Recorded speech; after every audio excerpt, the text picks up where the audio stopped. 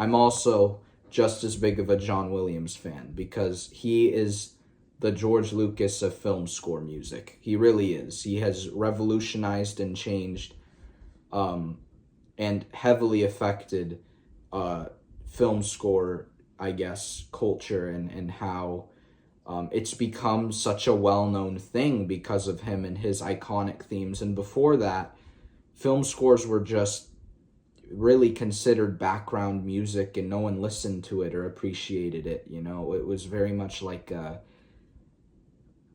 well, that sounded nice in the movie, but you'd never pull up the album and listen to it. Well, I guess back in the day, get the vinyl out and put it on the record. You'd never do that, because that was before it became a thing that you'd listen to. And then John Williams came along with Jaws and Star Wars and, Raiders of the Lost Ark and Jurassic Park and Schindler's List and Saving Private Ryan and, all these just, for example, even the news, he scores for the news stations. I think it's ABC he does the music for. So when it's like Special Report, that's John Williams. He does the music for the Olympics. He does the music for Nightly News. He does the music for Fiddler on the Roof. He does the music for like Harry Potter. He does the music for so many things that you wouldn't think of, but he is an absolute legend in the way he revolutionized music. And I've seen him in person twice, and that it's just such a really magical, immersive, and, emotional experience when you see this thing that is bound together all of these movies, that across all these different franchises and brands and even real life, when it comes to, the news, that is super real, but that's still John Williams. And there's this piece of underlining familiarity that you get across all those things. And that is John Williams. You're like, oh, look. And it gives you this sense of, I guess, welcoming and a warm feeling, because you recognize it. And it's, music that means a lot to you. So yeah, I thought I'd start this off before I rank, just going over John Williams and just how much of an absolute legend he has been throughout the years and how he has legitimately made film music really a thing that people enjoy, because, yeah, I mean, there were great scores by other composers. You have The Good, the Bad, and the Ugly, you have Fistful of Dollars, you have The Godfather. But outside of that realm, you didn't really have great film music. It was very monotone and kind of empty. And then John Williams came along with Jaws. And it's this, so simple. It's not this over-composed, over-complicated piece. It's very simple. It's dun, dun, dun, dun, dun, dun, dun, dun, dun, dun, dun, dun. Like, that's two notes. But those two notes changed the world. Like, that's what you don't understand he didn't have to do some insane thing to change the world. It was two notes that brought this sense of curiosity and fear and aggression to a movie and to, film music that no one had ever seen before. Or Star Wars, it just took a horn, blare from the horns, and blare from brass, dun, was all you needed. And you have this like instantly recognizable piece, then you go to dun dun dun dun dun dun dun dun dun dun dun dun dun dun dun dun dun dun dun. Like, you don't, like, that was when I can play that on the piano and it's so easy. That's the thing with John Williams. It's you think, oh, this is such complicated. Like, it is later on, but when he started out, he started off, the raw theme of, still to this day, themes of his pieces are very simple. You know, you're not like having to play 18 chords and all. It's just piano music. And then from there it evolves to orchestra and, you know, then to arranging the orchestra and figuring out what instruments play what and all of that, you know, but the simplicity, I guess, of his scores allude to further complexity because, you know, we're not being overwhelmed, but each little, you know, note that plays hits really hard, you know, and it's because he's able to break a story into a sound without seeing an image of it, which is an incredible talent, you know, and that's something that not very many people can do, you know, like that. You have to really know the emotion and understand the story of the movie to be able to do that. And being a composer alone is incredibly difficult because you have to learn practically a new language, which is sheet music, and you have to know, you know, how to, you know, then do music theory, and it's not just some easy thing. And John Williams mastered that like it was nothing, then came on to do movies, and he nailed every single score he did, man. Like, look at the theme from JFK. It's all piano, really, and then there's some strings, I think, you know, midway through the piece, but like that's it. Look at, you know, the theme for The Fabelmans. That's 100% piano. You know, like, it's just knowing that you don't have to do ridiculous things to be amazing. And John Williams, he simply just, I guess, brought the movie, found he nailed these emotions and these themes, and he pulled them out of the movie and put them through Williams Translate, and now it's music. Somehow. And that's the magic of him, you know? Like, look at the Imperial March. That is the best characterization of Darth Vader, man. Like, there's nothing wrong with, nothing mildly inconsistent with his character. It's this angry, firm, aggressive, you know, piece that's like just every single note is just like a slam, you know, like you're seeing my phone. That's how it is. You know, it's like dun dun da da da dun da da da da da dun dun dun da da da dun da da da dun. It's like so aggressive, but at the same time, he turns it into this like military march, you know, so it represents that he's part of this empire and this, you know, evil government. But at the same time, you know, it's correlating to this character who hates everything in himself and around him, you know, and is evil and full of hate and just intimidating and scary. Like, it perfectly sums that up. Then you have Indiana Jones. And I sat in a classroom of kids who had never heard that theme before, which somehow boggles my mind. Like, if you've never heard of Raiders March, that is ridiculous. Like, I'm sorry, you did not have some good parents, man. Like, that's really unfortunate. But dun dun dun dun dun dun. Like, again, so simple. It's like dun dun dun dun dun dun dun. You don't have to do 18 chords. It's just notes. But that alone is the theme for adventure. You know, like, that is the most, like, you know, you get the sense of the adventure without even looking at it. You know, and those kids, when it was played in the film class for the first time, my teacher goes, all right, what does this make you feel? What do you think is going on? And he, you know, points to this kid and he goes, it's really adventurous.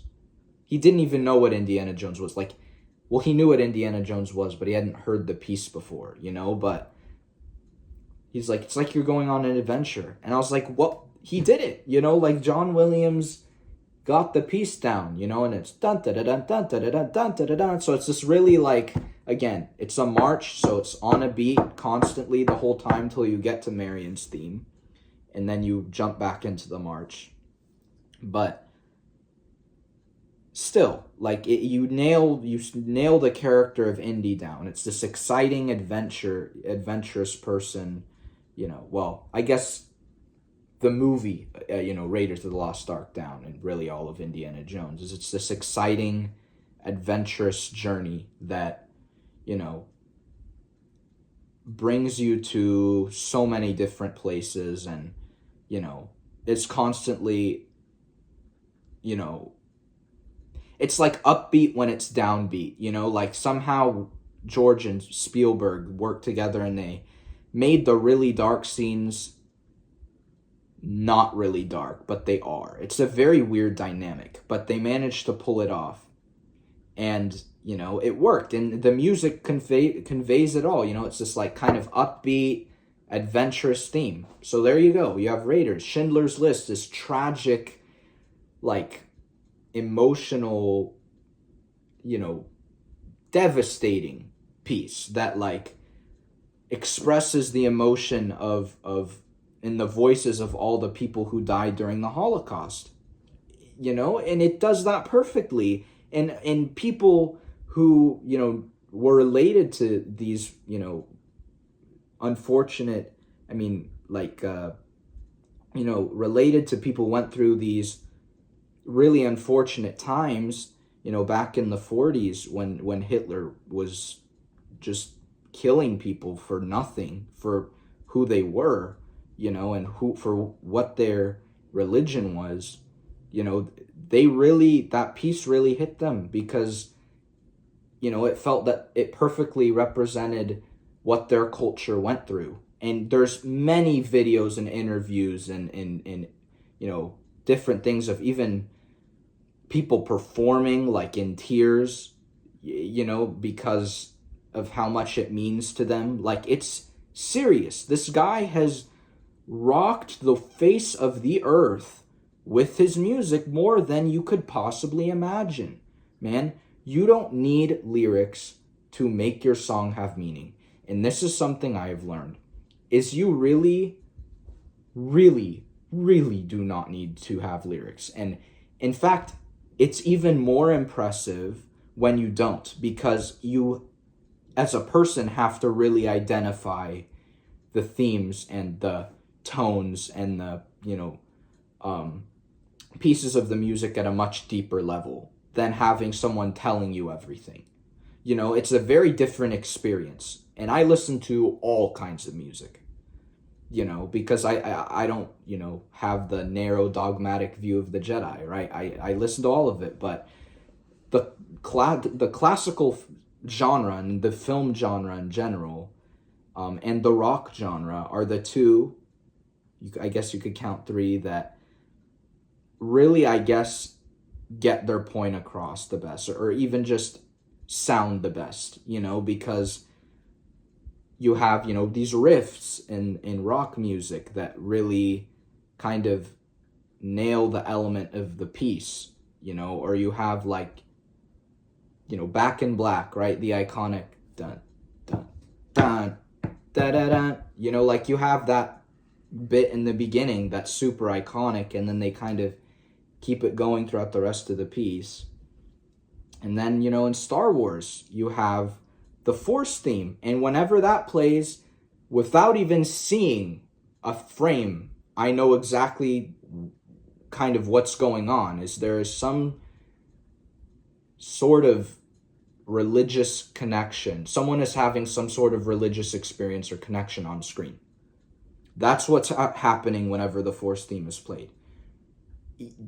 That is the only time it should be played. You know, you don't get to just have that theme attached to your character. They have to earn it. And that's something I've been saying for a long time.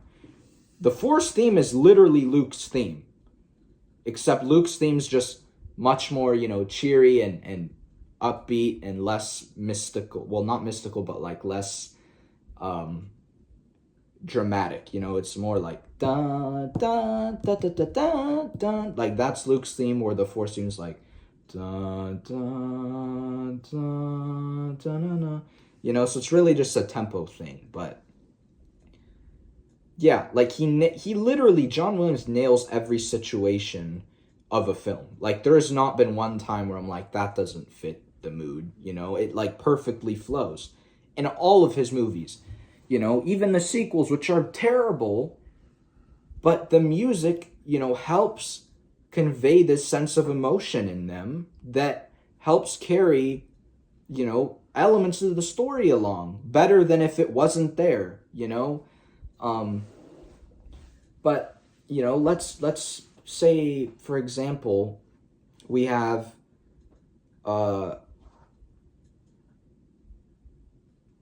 this duel, okay, between a person going down a very dark path and his mentor, who has been trying to get him out of this path and put him in a better direction, better position. And they're fighting. And this mentor is now realizing that the fate of this boy he was training is already been decided. And he now is clinging on to any last hope of saving this boy from dying. And then at the end of the piece, he's going to realize that either he's going to die or his, you know, young apprentice is going to die. And he jumps up to safety, and his apprentice is cocky, and he thinks that he's more powerful than anyone in the galaxy. And in this moment, he's foolish, he's not thinking right, and he decides, oh, let me do a completely reckless and sloppy move, which would be jumping over his master, and he loses. And now the master, you know, while defending himself, realizes what he just did, and the person who meant so much to him and who he protected with his life is now gone, and he's responsible. What would that scene be? Anakin versus Obi-Wan. And what would the pieces be? Battle of the Heroes and what's it called? And the immolation scene. Those two pieces like mold and meld all of those elements together perfectly.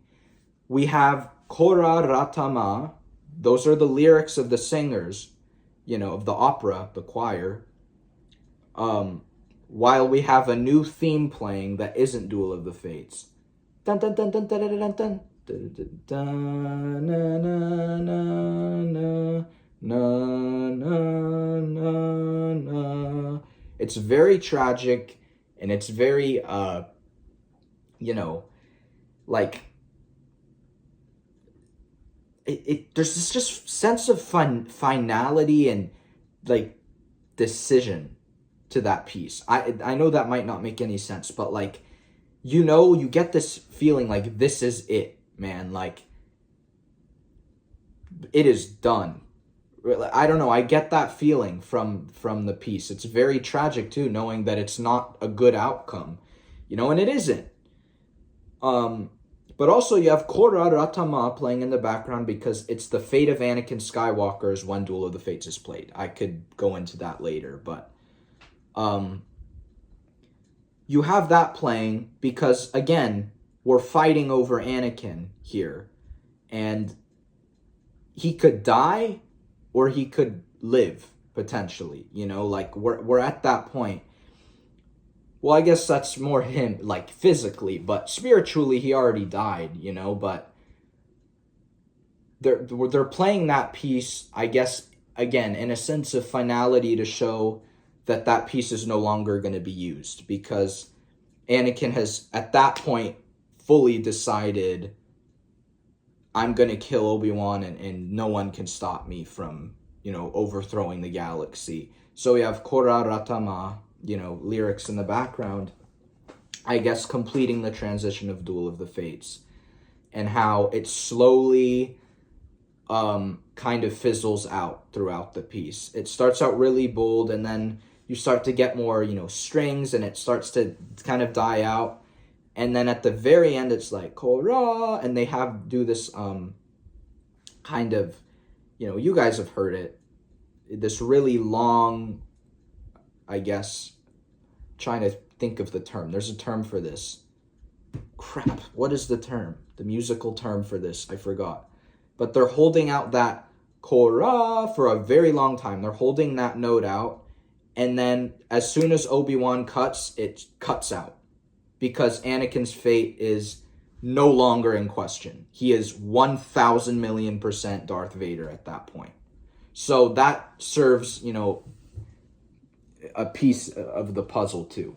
And again, ridiculously good music by John Williams that adds emotion to the scene, which is what film score should do, and have its own identity, and it does both.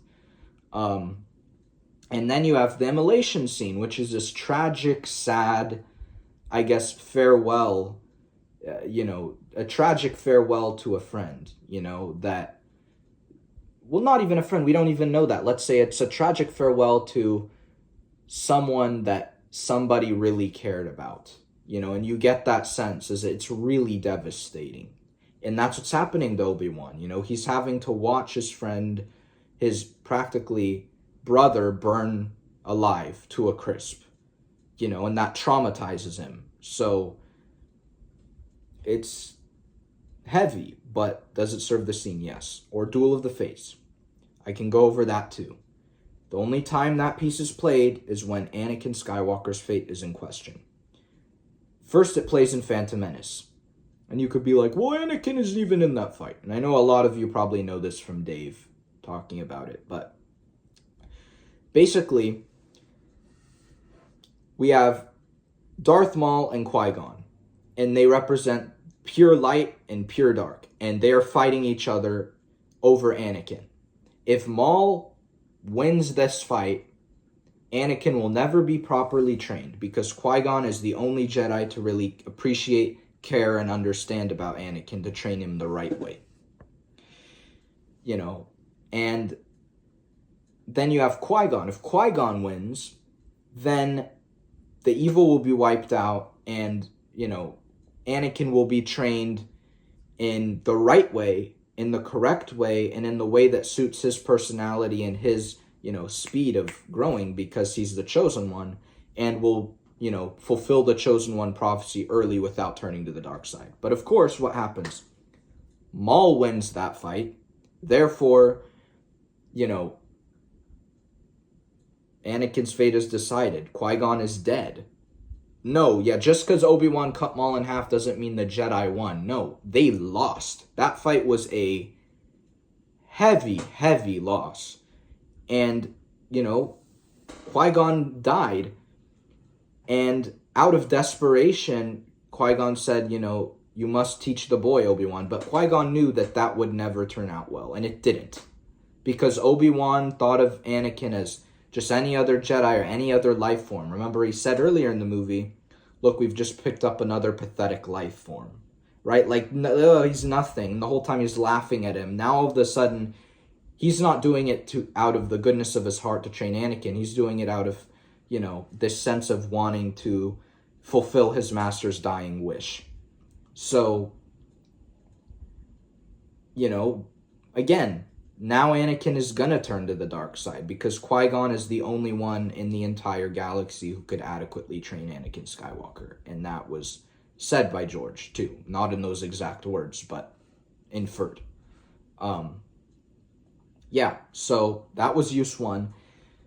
Use 2 was Attack of the Clones, when Anakin is racing off to the desert to find his mother. Duel of the Fates plays, because this is Anakin's first glimpse to the dark side, and the first, turn of his fate to evil.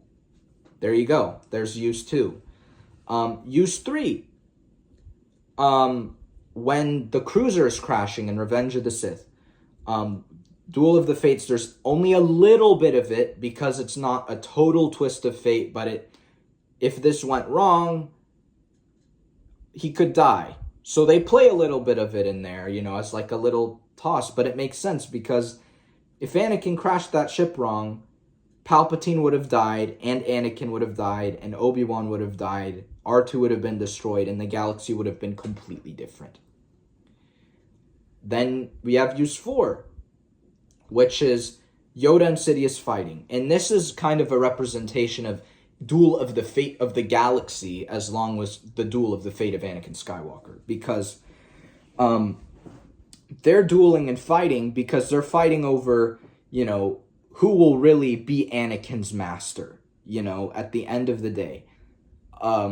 Will it be the dark side or will it be the light side? And Yoda represents the light, Sidious represents the dark. And the only way that the light could prevail is if dark is defeated. And what happens? Dark is not defeated. The light gets away and it's not completely gone, but the dark side prevails and survives. That is the epitome of Darth Vader. The dark side is the dominant, element of the Force, but within the dark side is this little piece of light that's kind of running around in there. That is, Darth Vader, and that is what happens with Yoda versus Palpatine. That is why Duel of the Fates is played. I'm just saying, man. Like, I know my crap, but that is how John Williams has really connected all of those events together and has made that evident. And he's the whole reason that symbolism even exists. Without Duel of the Fates, we'd have no indicator that that's going on, And there was probably one other instance in episode 1 when Anakin blows up the Trade Federation ship. I think a little bit of Duel of the Fates plays there as well. Which again makes sense because Anakin has just taken his first step into a larger world and has, made a significant,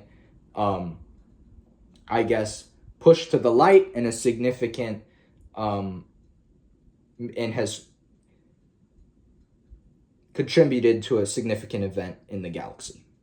So that's Duel of the Fates, and which is why it's, such a great piece and, beyond a great piece. It's like spectacular piece and why it's so iconic. And most people are just like, oh, it sounds great. But, of course it does. But it goes beyond that. And I just explained how whenever that plays, there's real shit going down. Like it's not just some whatever thing going on once that plays. Which is why they actually misused it in Solo.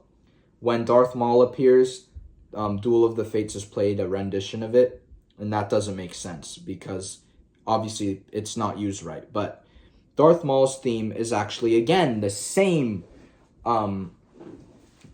lyrics as Duel of the Fates, but it's evil and it's whispery. It's like Koramata, Korshatama, which represents the darkness, which represents what he was trying to do to twist Anakin's fate.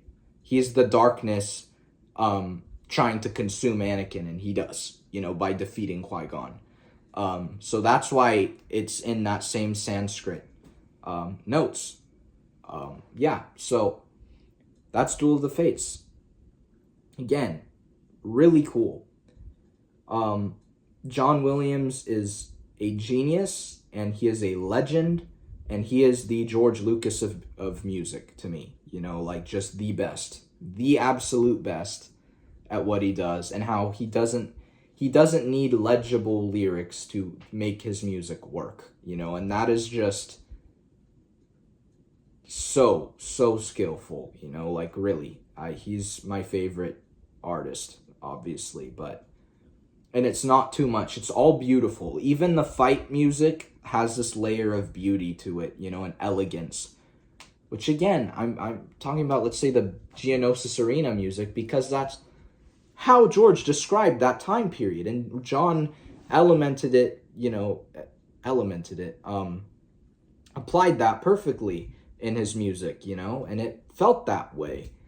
And whenever the Jedi are fighting, there's always this bold, triumphant, I guess, tone in all of the music when Jedi are in a shot dueling, because that's what they are, bold, triumphant people who ruled over the galaxy in the Golden Ages. Um, yeah, and they, in episode 1 in particular, whenever Qui-Gon and Obi-Wan, would fight, even against droids, it was this dun dun dun dun. I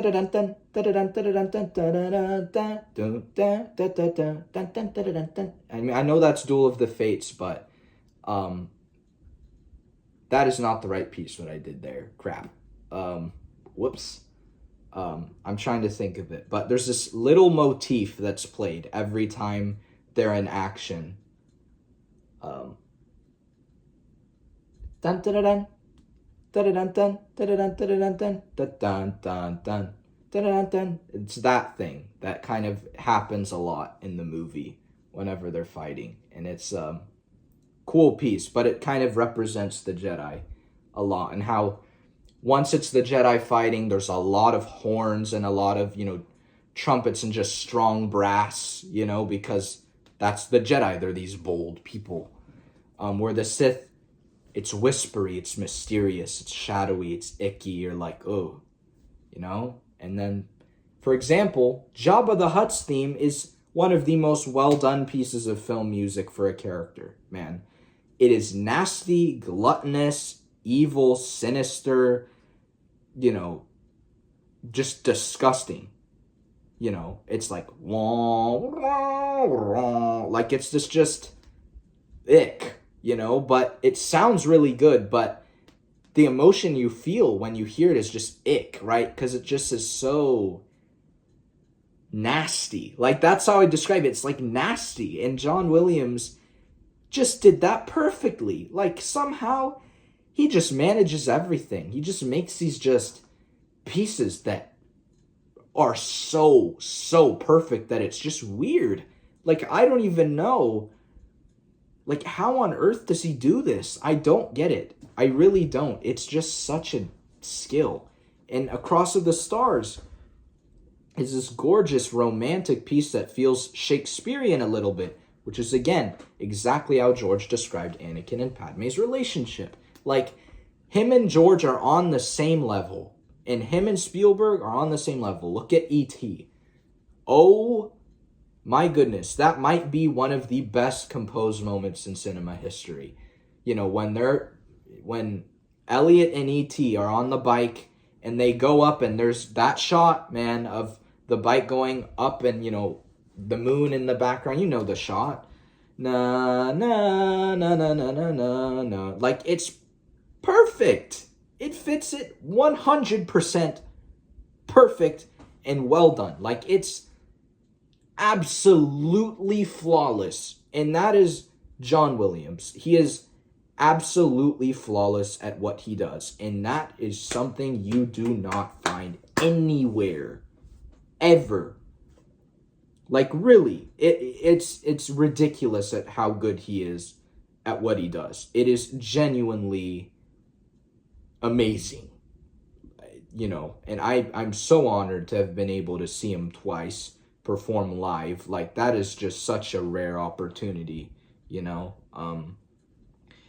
man, it will be a sad day when the world no longer has John Williams, because he has, and still does today, completely rocks pop culture and completely rocks, cinematic music, and really made film music a genre and a thing that people enjoy. And that's thanks to him. So, huge legend. He is a legend. He is the best composer ever. And I think in history, he is the best film composer in history, man. And I don't think that's even really debatable. I know some people would say Hans Zimmer. He's really good at what he does, too. I'm not trying to diss Hans Zimmer. He's amazing. But Williams shoots it up 6,000 levels, and all he uses ever is an orchestra and a choir. That's the only two things he ever uses. He's not, using electric guitars. He doesn't need that extra flair. Like, all he uses is an orchestra in a symphony hall. Him and the London Symphony Orchestra, they did most of his movies, together. So that's all he needs, and he creates these totally different things that, again, have this sense of familiarity to them, which is exactly what Star Wars is. So, I mean, I'm just saying, like, he's a legend. Absolute legend. So now, how would I rank the scores? Revenge of the Sith is on top. Every second of that score is perfect.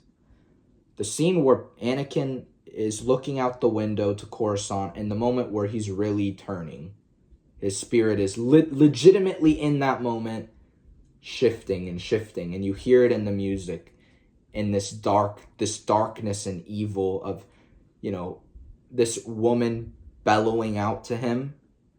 And then you cut to Padme, and then you cut to Anakin because he's sensing her feelings and thinking, and then all at the end it's just this strings piece that is so, down and I guess sad and really low. It's like, how would I put this in words? It's like, yeah, I guess sad would be a way to use it. It's emotional, right? It's this very like low, na, na, na, because he descended as the music descended. Like, man, every single John Williams score, dude, is just like ridiculous. Even in terrible movies like The Last Jedi, when Kylo's theme played in the elevator where he smashes his helmet, like, there is no better piece to put there in that moment. I mean, it is just raw anger and fury. And that is what was happening. Like, he just doesn't ever do it wrong.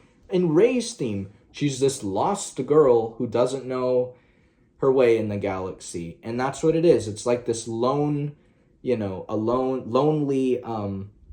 but adventurous and hopeful piece all at once, and that's Rey.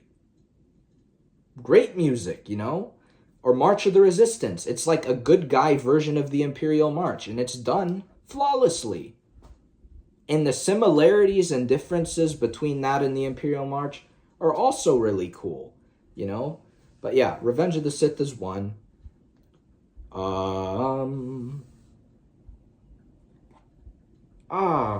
This is tough. I think I gotta go Star Wars 2. I mean, come on. It's the one that started it all. Like, really, come on. Empire Strikes Back, you got Imperial March, Yoda's theme, etc. Phantom Menace, Attack of the Clones, and then Return of the Jedi. Force Awakens, Last Jedi, Rise of Skywalker. That's how I'd rank all the scores.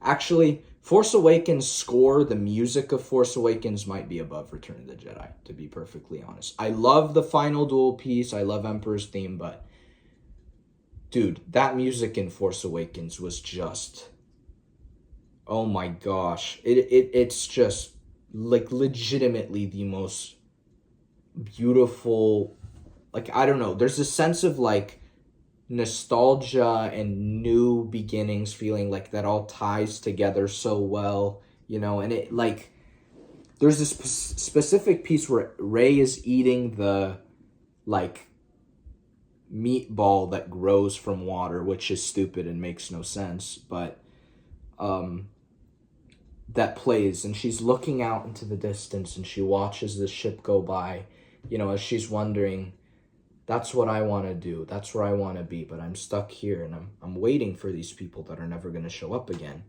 and it's this just very lonely and has this kind of tinge of tragedy to it. It's this piece that just really slams the audio systems. It's not this kind of under the,